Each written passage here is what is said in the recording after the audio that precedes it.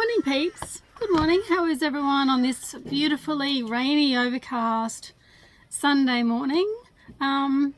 So today I'm going to talk about, I used to be super organised. I was working full time, was at uni part time, on the committee, doing a lot of stuff, going for driving, having a good social life, having a good calendar system, working at the pub 5 nights a week, and I was on a research project for uni while I was studying. I did all that, super organised.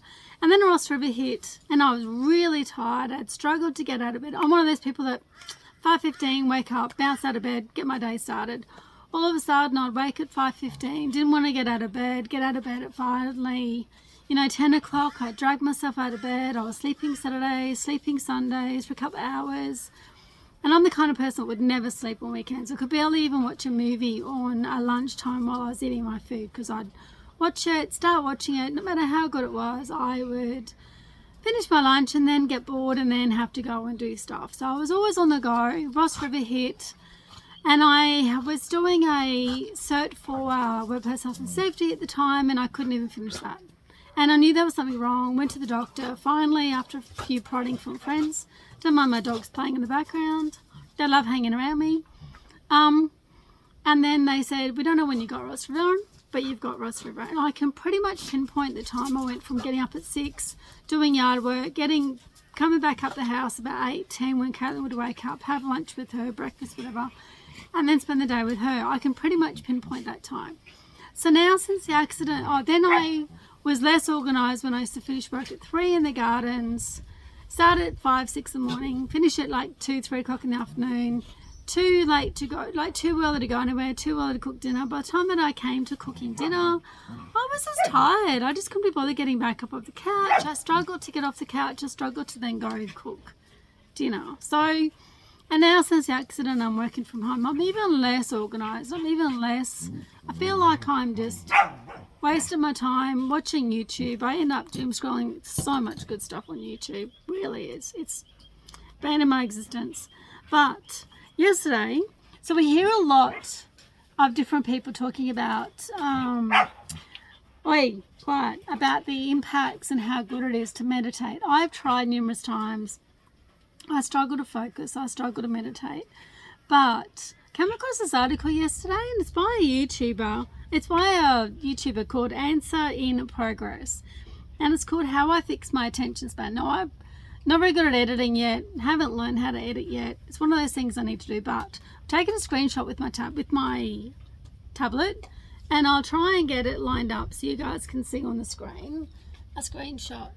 I don't know if that shows up. I don't know.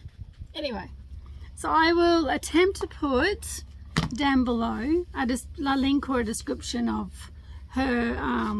So what she did was she actually was like me, struggling with focus, and she bought an EEG thing, and she's a bit of a coder. She's amazing. She's so cool. Can't wait to watch more of her content. She put on an EEG thing so she could monitor how she was going effectively between scrolling, meditating, and one of her friends suggested meditating, and she tried it. She's like, oh yeah. She didn't notice the difference after a couple of weeks, but her EEGs showed otherwise. They showed a massive increase, and I just thought that was really, really interesting for people like me or others who are really struggling with focus, getting things done, scrolling on social media, all those things. I just found it really fascinating. I really just wanted to share today how good meditation could be according to her results. So I guess maybe we should start persevering with trying to meditate. I do other things. I could do Qigong. I do, there's a really lovely guy that does boomerang healing on Facebook. He's an amazing guy, lovely guy. He's done some locally around where I live, but then he's moved to, so we do it online, and he's amazing. If you just want the details for that, just hit me up, because I'm really happy to share. He's really worth it. And then there's another breathing workshop that I was doing, full of like deep breathing, calming, and I find that really good. meditating is not so much deep breathing and stuff, because breathing is brilliant. Qigong is brilliant. I find if I'm a bit on edge and I do some Qigong on YouTube, I'm learning, I'm studying it, so I can run some classes. I find after like even just a 15-minute class, I'm feeling so much more relaxed. I'm feeling more like I can focus. So I'd really recommend people to give Qigong a go, to give the boomerang therapy a go, to give, just pop your comments down the bottom if you've given it a go and see, and let me know what you think. Let me know if you have other things you want me to talk about.